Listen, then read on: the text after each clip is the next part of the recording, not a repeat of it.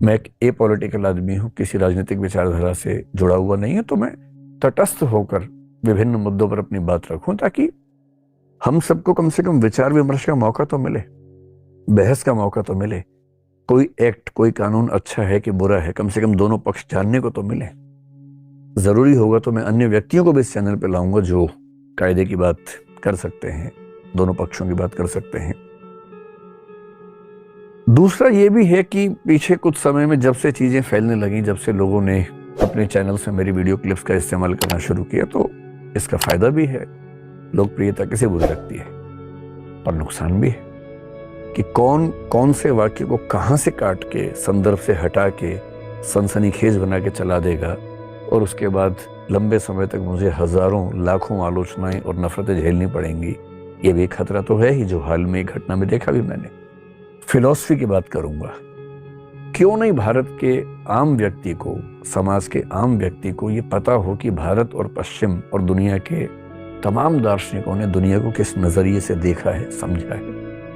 मैं निष्कर्ष नहीं निकालूंगा कि कौन अच्छा है कौन बुरा है, निष्कर्ष आप खुद निकालिएगा, लेकिन पता तो हो दुनिया के धर्मों की क्या धारणाएं हैं, पता तो हो हमारा कानून कैसा है, संविधान कैसा है, समाज शास्त्र में हमारे समाज को लेकर, दुनिया के अन्य समाजों को लेकर क्या बातें मानी जाती हैं, कही जाती हैं, क्या रिसर्चेस हुई हैं, ये तो जानकारी होनी चाहिए।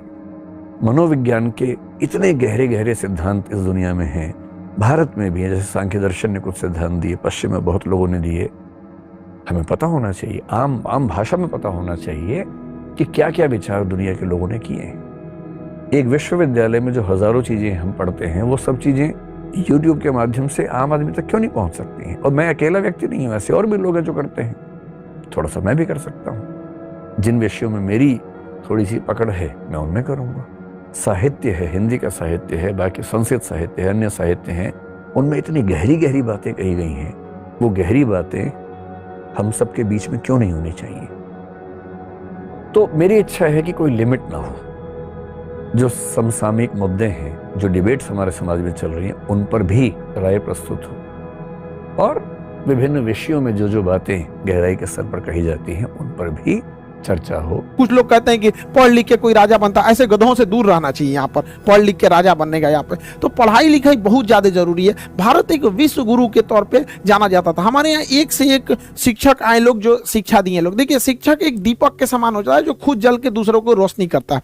शिक्षक का काम होता है दूसरों को मार्गदर्शित देना। वो अपने शिक्षक और सड़क खुद अपने जगह पे रहते हैं, दूसरों को मंजिल तक पहुंचाते हैं। शिक्षक एक ऐसा चीज होता है जो हारना पसंद करता है अपने विद्यार्थियों से। एक बार मेरे साथ हुआ, एक मेरा स्टूडेंट था, बहुत शरारती बहुत ज्यादा था। उसका सिलेक्शन हो गया और उसका शौक था कि उसको मतलब अधिकारी बनना, तो डीएसपी हो गया था। तो एक बार बड़ा जिद किया कि सर ऑफिस में छुट्टी का समय आइए ना कभी, हमारे ऑफिस के सारे स्टाफ लोग भी मिलना चाहते हैं, प्लीज। बहुत रिक्वेस्ट किया, तो हम उसको गए, बताए नहीं कि हम इतना बोले थे आ जाएंगे, लेकिन टाइम नहीं बताए। वहां गए तो उसका सिक्योरिटी गार्ड हमको रोक दिया। हम तो मास्क लगाए थे, कोरोना चल रहा था यहाँ पे। कहा कि रुकिए अभी यहाँ पे सर बिजी है। हमको बड़ा खुशी हुआ, हम चुपचाप बताए नहीं यहाँ पे। कहा कि सर मीटिंग में है। हम क्या, अच्छा रुको। तो हमने उसको कॉल किया कि कहाँ हो, तो कह रहा है सर ऑफिस में है। हम बाहर खड़े हैं। दौड़ा आया और उसको कहा कि तुम सर हमारे खान सर। तो कह रहे तो उसने भी पहचान लिया। हम कहे कि देखो बहुत अच्छा बात है कि इसने अपनी जिम्मेदारी बहुत अच्छे से निभाई है। तो कहने का सेंस है कि इतना खुशी हुआ हमको कि हर माँ बाप और शिक्षक अपने खुद विद्यार्थियों से हारना चाहते हैं। माँ बाप आपसे हारना चाहते हैं, वो चाहते हैं कि आप उनसे भी आगे जाए। हम खुद चाहते हैं कि बाबू, आप सब लोगों से कहते हैं कि पढ़ लिख कर इतने आगे जाइए ना कि आपसे मिलने के लिए हमें आपके ऑफिस में पूछ के आना पड़े। उस दिन हमारे को लगेगा नहीं हम सफल हो गए। हम आपसे हारना चाहते हैं। जी जान लगा के पढ़ाई कीजिए, माँ बाप का, देश का, सबका नाम रोशन कीजिए। हम एक सोने की चिड़िया कहलाते थे एजुकेशन के दम पर। लोग चाइना से पढ़ने आते थे, आज चाइना कितना डेवलप हो गया है। हमारे यहाँ ह्वेनसांग, फाहियान, दुनिया भर के चाइनीज सब पढ़ने आया। विदेशी लुटेरे आए थे तो हमारे यहाँ लूटने के लिए। इसका मतलब हमारे पास कुछ था।